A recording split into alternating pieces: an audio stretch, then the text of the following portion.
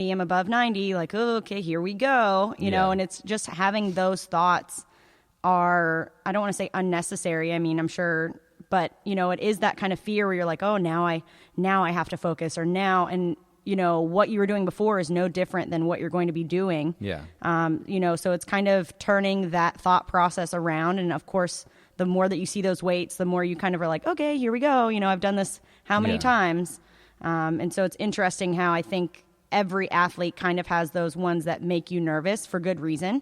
But it's there to help you focus, not there to make you think like, oh, today's going to be a hard day. Yeah. You know, and so through our conversation, my thought is, of course, like on my goal board is to probably write like stay focused, especially since I've had a whole bunch of life changes, like moving, we got a puppy, you know, all those kind of promotion. Yeah. So all those kind of, for lack of a better word, distractions in your real life or in my, you know, outside the gym life is like, now it's like, okay, I need to be focused these next 5 weeks. I need to execute, and make sure that I'm putting in 110% every day I come in here, knowing that all that other stuff is taken care of. I've done it. It's, you know, set up, and now it's time to go.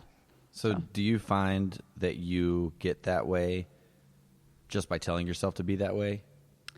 Yes, if I am consistent. I think when I make a goal board, it makes me think of those thoughts and then helps me kind of, I'm so visual that it's kind of like thinking of what that word means or what it should mean. It kind of is something that I kind of like say in my head or say out loud. Mm-hmm. You know, that kind of just, I guess, help me know what I need to do. Yeah. And just keeps it in the front of my mind when I come in the gym. I'm like, all right, you know, I can kid around and joke, but it's like, all right, I need to be consistent. I need to be this, you know, and kind of shut out all those other thoughts. And I think that when I kind of like get to that point where my mind is blank and I'm just focusing on my lift, then, you know, I can do that. Yeah. But yeah, I think I kind of lift better if I'm joking around more. Yeah. You know, that is, and I think that's like one thing that for me, I found, I mean, I train alone most of the time, but when I don't, or like on a Saturday when I lift, you know, with everybody, like, I like joking around or sharing a barbell with somebody because it makes me not take it as seriously in between my ears. And like physically, I'm not going to not commit or whatever, but it's like I don't get as worked up about that fear. And so it doesn't seem like as big of a deal, and I usually lift way better. Right, which is interesting because I've known athletes both ways. I've known people that have to joke and, you know... Oh, I think that we have plenty of people in here that are on both sides of that fence. Oh, yeah. And then, you know, I like to be that way when I train because it makes it to where I kind of take out, you know, the suck part of training. You know, that's fun being with my friends.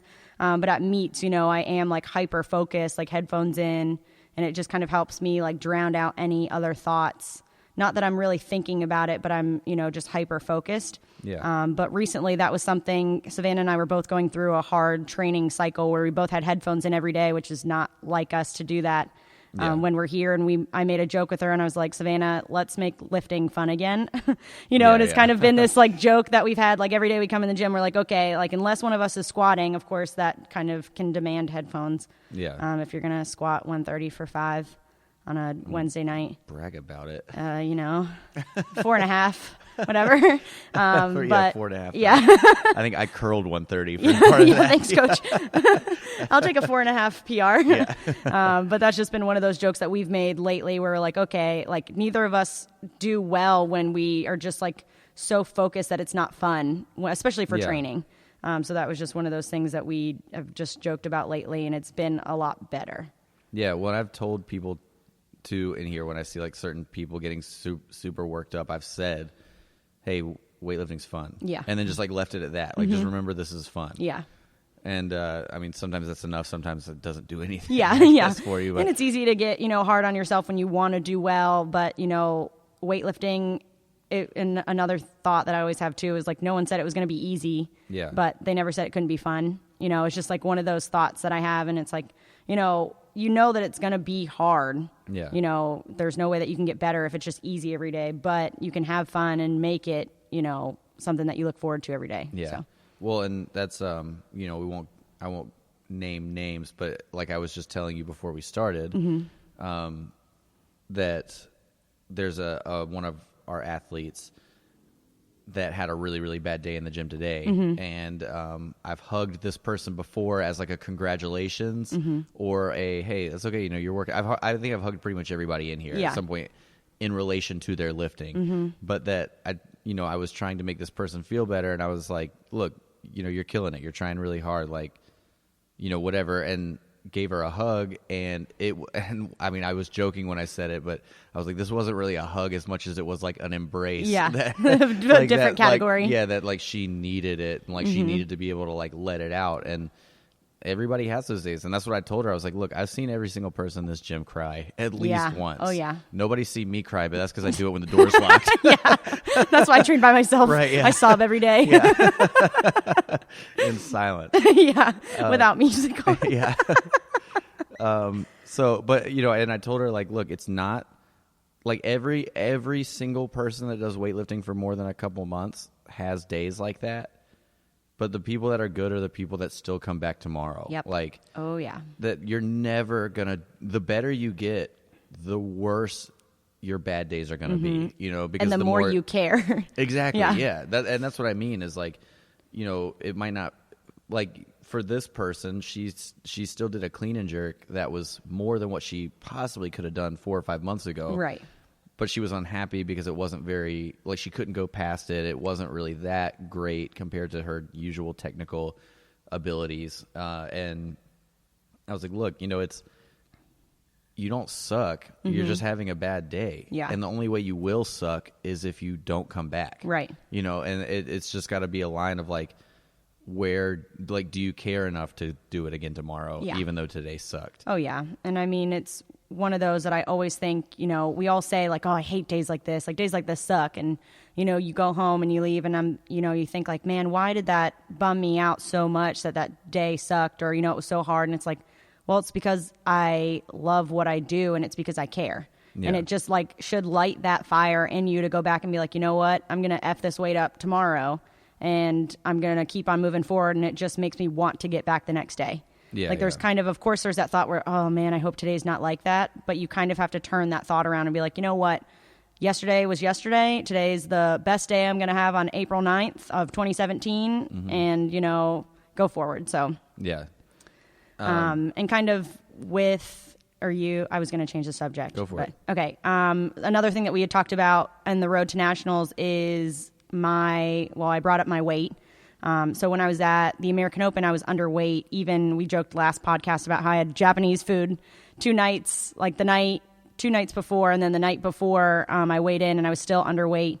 And we talked about having me gain weight. And then of course that made me think about how possibly difficult it would be to be a male coach and then have to talk to female athletes or any athlete about their weight or where they're at. And just wanted to kind of ask you like what you've run into. Is it difficult or, how you...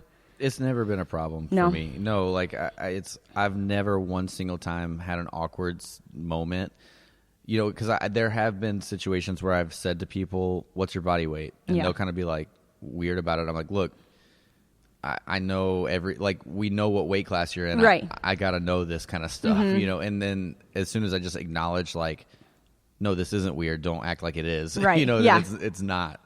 So I feel like that's never been a weird thing. Like there is, I guess, since women have that time of the month, like weight can fluctuate. Right. So people that are sitting right on the edge can get knocked over or under or whatever. I guess you wouldn't lose weight, but maybe if you're not eating. Oh my God, I'm so bloated. I lost 10 pounds.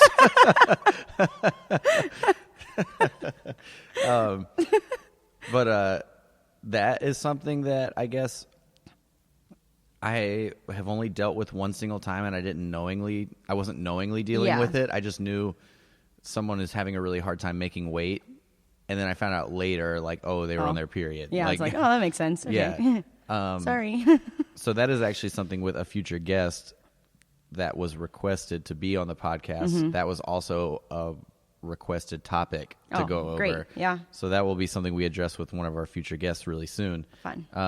But yeah, I don't know. I don't feel like that's weird. Yeah. And I feel like if you have a weird relationship with your coach talking about stuff like that, like also though there's I guess I'm going to stop thinking that and think this new thought. That there's some people that don't care, and so I guess I don't push it for people that don't care. Right. Like, well, we've had some people that have started, and it's like they're so far away from qualifying for anything other than like a state championships, you know, and like basically if you've ever lifted before, you can probably do that. Yeah.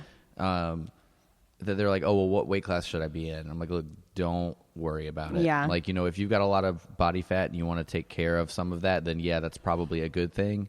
But like, as far as strict, what weight class should I try to shoot for? Like, just lift and eat. Yeah. You know, and like, as you start getting close to a qualifying total, then we'll figure it out. Like, is it like, oh, well, you're lifting really well and you can gain 6 pounds, so let's try to gain some weight. Or it's like, well, shit, if you just lost 2 pounds, you could go to the American Open this year. Right. Like, yeah. That's the line where it's got to be worried about. And I think that's like an established thing that you have to have. Right. That needs to be a consistent thought, not necessarily talked about every day, but like that needs to be an established thing that is communicated, you know, between an athlete and a coach, I think. Yeah. And I was just thinking about how unique weightlifting is, that it's pretty much the only sport, unless a female were to do wrestling, that you would ever really have to be in a weight class specifically, you know, to compete, or that's a part of the, you know, weigh-ins are part of competing. Yeah. You know, you don't have to do that for basketball? We actually did weigh each week for swimming, but it was more so just to make sure that we weren't a lot of swimmers, because our training is so high intensity, making sure that people weren't getting too people were on the Michael Phelps thin. diet. Yeah, right. Making sure that that nobody was getting too thin, or, you know, just burning too many calories. But yeah, it's interesting. And yeah, the other side to like that too is like I was going to say, some people just don't care. Yeah. Like, I've had that conversation with some people, and they've been like, I can't lose weight, or I can't gain weight. I'm like, okay, well, then I'm not going to waste my time. Yeah, no big deal. Yeah. You're not special. Right. You know? But I mean, you know, but again, I feel like if it was anyone that it actually mattered for something, then I don't know. You can figure it out when you right, get there. Yeah, exactly. And they'd probably bring it up anyways, saying like, hey, I want to make this. What are my chances? And you say, hey, we can do this or that. And they're like, okay, well, I want to cut, or vice versa. So, yeah. But good deal. What about, was that it? That all that we talked about yesterday? We brought up a goal board, and then do you have I know you have like, do you have a goal board, or is that something that you've done? I did. I have done it. I did it 2 years ago when I was trying to qualify for the American Open for the first time, and it worked. I was going to say, and you did. Yeah, and I did it last year, and it fucking didn't work. Well, it probably wasn't in the right color or the right font. But no, I do feel like, I mean, I did a whole like half of an episode about that. Yeah. I think I called it Rob's Diary, about how, like, you know, That's probably why I didn't listen to it. Yeah, good point. But that's what it was about. It was about the fact that like I didn't meet my goal. Yeah. But I made process goals, and I did meet all of those. Yeah. I just wasn't good enough, Yeah. you know? Yeah. And so like I didn't really feel that upset because I still got to go. Yeah. Well, no, but I didn't really feel that upset because I made process goals and I met all my process goals. And like I can say without a shadow of doubt that like I didn't compromise anything. Right. Like probably to the detriment of the fact that I have an ex-girlfriend now, not a girlfriend. I didn't compromise anything. Yeah, well, it's true. You could ask her; she'd say the same thing, I'm sure. But we made it to the American Open, right? Yeah, well, yeah, and all that, and I didn't. Well, yeah, but anyway, it's just lonely, you know, being a weightlifter and having a goal board. I wish we were a radio station where I could be like, wah, wah, wah, like press the button, like, ooh. I'll have that Sorry, set up dude. for next week. Yeah, yeah. But no, like a goal board was great. And one thing that I know I talked about my goal board. Mm-hmm. God, I wonder if I can remember it. I used to say it to myself. I would look at it and read it like 3 times a day, but I had it memorized. It was, I is good. I was good. I is strong. I was good. I was going to be better. Now go get it. Welcome to the South. Yeah. No, it was take every single lift and every single session seriously. Go to bed on time and eat what you're supposed to. Allow no compromise, I think is like what it was. That was like 99% of what it was. Yeah. And so, I mean, I would say that, and I had like a weekly countdown of like what I had to do